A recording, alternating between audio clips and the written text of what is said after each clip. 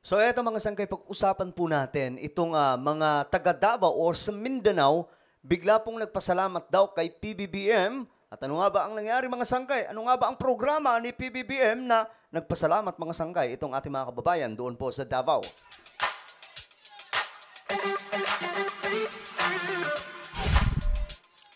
So hello, what's up mga sangkay? Magandang oras po sa inyong lahat. Naway okay lamang po ang bawat isa sa atin ngayon, mga sangkay. Anyway, bago tayo mag-umpisa, pakisubscribe po muna yung ating YouTube channel. Tayo po ay 1.37 million subscribers na dito sa YouTube. Kaya naman kung ikaw ay hindi po nakakapag-subscribe, ano pang hinihintay mo? Makikita nyo po yung subscribe button sa ibaba ng video na to. Mga sangkay, i-click nyo lamang po yung subscribe, i-click nyo po yung bell, at i-click nyo po yung all. Sa mga nanonood po sa Facebook, i-follow nyo po yung ating Facebook page. Alright? Sa mga solid sangkay, mag-comment po kayo ng hashtag solid sangkay kasama po inyong mga lugar. Alright, ito pag-usapan po natin. Local officials sa Davao Region, nagpasalamat daw po kay PBBM. Ano nga ba ang nangyari mga sangkay? Ito discuss po natin. Kasi marami po sa mga kababayan natin naliligaw po sa mga mali-maling impormasyon na sinasabi nito mga kupal na mga informante, mga sangkay, na sinisiraan lamang po yung gobyerno natin na wala daw pong ginagawa yung pamahalaan. Totoo yan, mga sangkay, kakupalan lang po talaga. Ngayon, eto, ang balita. Ikinatuwa ng mga opisyal ng mga lokal na pamahalaan sa Davao Region ang pamamahagi ni Pangulong Ferdinand R. Marcos Jr. ng titulo ng lupa sa mga benepisyaryo sa rehiyon. Okay, ikinatuwa po nila ang pamamahagi ni PBBM ng titulo ng lupa sa mga magsasaka po yan, mga sangkay. Hindi ko alam kung ilang beses ko na ito na itapik, pero ulitin ko na naman.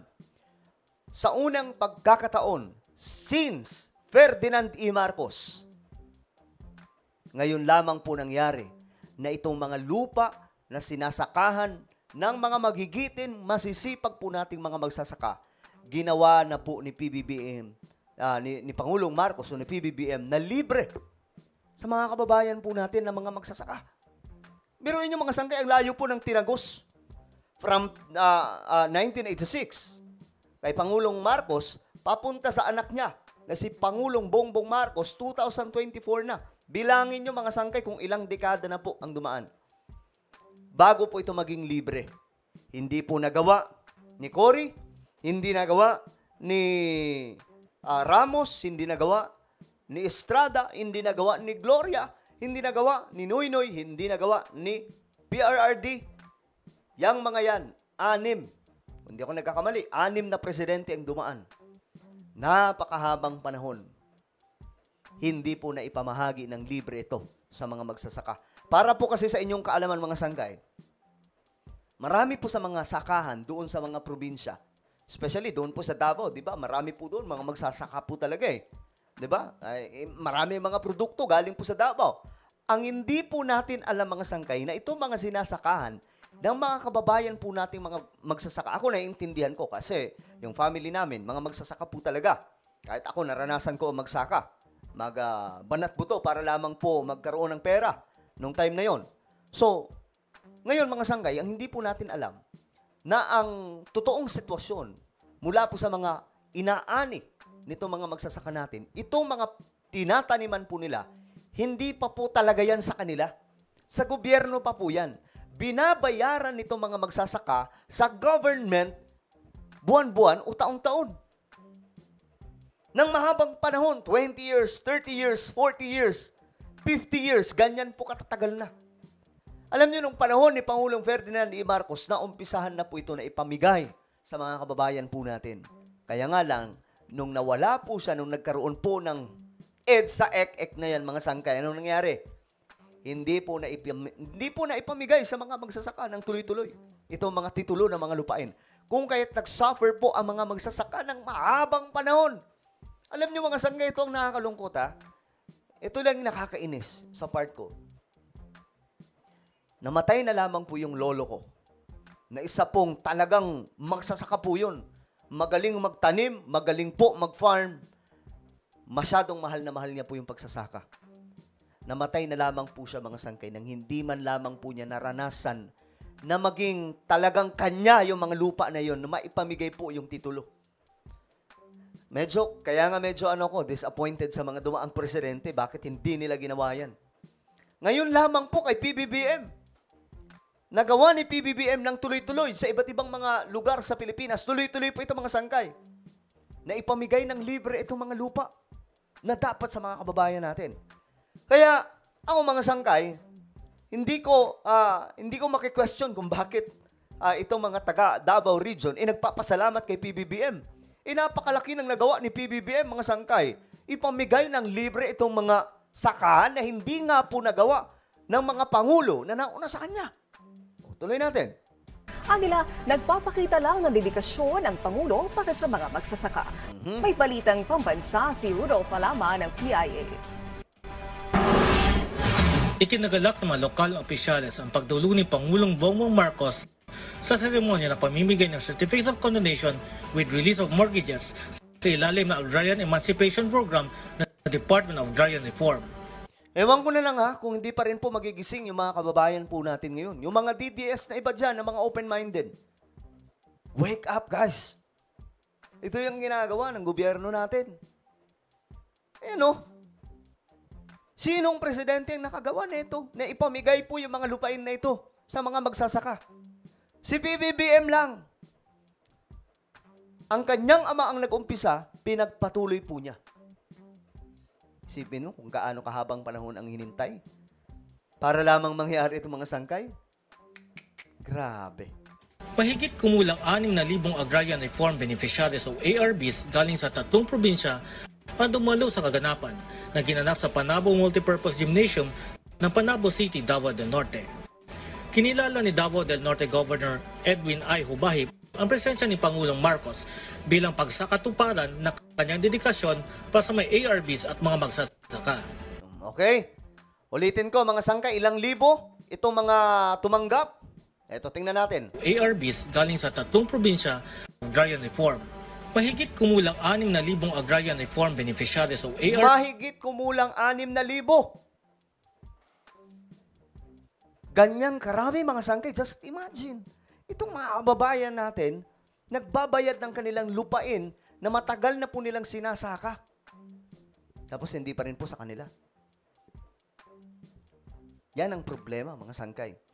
Sa mga naunang administrasyon. Bakit hindi nagawa ito ni Corazon Aquino Ramos, Estrada, Gloria? Diba? Sino pa ba? Noynoy Aquino. Former President Duterte. Bakit hindi nila nagawa yan? Wala ba silang pagmamahal sa mga magsasaka? Bakit parang mga Marcos lang yung mga nagmamahal talaga sa mga magsasaka?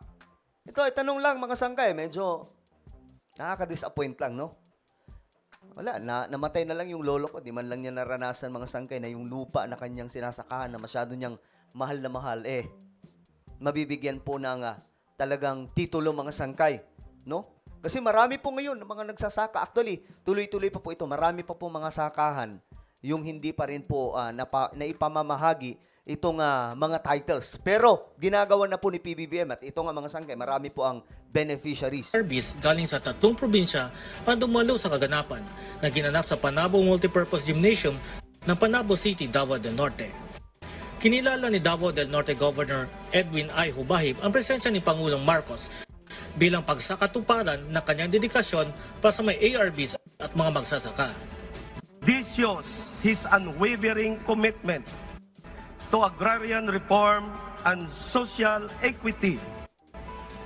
His act inspires us to work harder to uplift the lives of our people, especially those who cultivate our land, the backbone of our agricultural economy. Kinilala at pinasalamatan rin ng DAR Secretary Conrado Estrella ang mga dumalong kongresista dahil anya malaking tulong ang kanila nagawa upang masiguro ang sapat na budget para sa kapakanan ng mga ARBs. Yung mga congressman natin, malaki po ang utang ng loob natin sa kanila. Sapagkat taon-taon yung pong budget ng mga agrarian reform beneficiaries tinutulungan po nila. Kaya palakpakan natin ang ating mga congressman. Higit namang ikinatuwa ng mga ARBs ang presensya ng Pangulo. Dahil anila ay walang ibang presidente ang nagsalba sa kanila mula sa pagkakautang sa lupa. Mula sa PIA Narinig nyo? Walang ibang presidente ang nagsalba sa kanila mula sa pagkakautang sa lupa. Tingnan nyo yan mga sangkay. Tapos ang sobrang natatangahan po ako sa iba. Kasi sinasabi po nila walang ginagawa yung presidente. Hey guys, wake up. Ano to?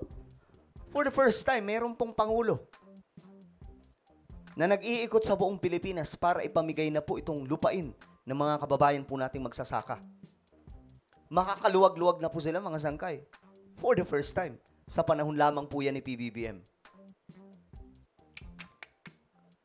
Ay, naku po. Well, ano po ang inyong opinion, mga sangkay? Ito po yung ginawa ni PBBM ngayon. Sa tingin nyo, itong mga kababayan po natin doon sa Davao, magbabaliktaran na ba kay PBBM? Dahil po dito sa ginawa ng ating presidente? Well, ano po ang inyong opinion? Just comment down below. Meron po tayong isang YouTube channel. Ito po ay Sangkay Revelation. Hanapin nyo po ito sa YouTube, mga sangkay. At kapag nakita nyo na, i-click nyo po yung subscribe, i-click nyo po yung bell, at i-click nyo po yung all. Sangkay Revelation, doon po tayo nag-upload ng mga video patungkol po sa mga kaganapan sa ating mundo. Alright? So ako na po ay magpapaalam. Mag-iingat po ang lahat. God bless everyone.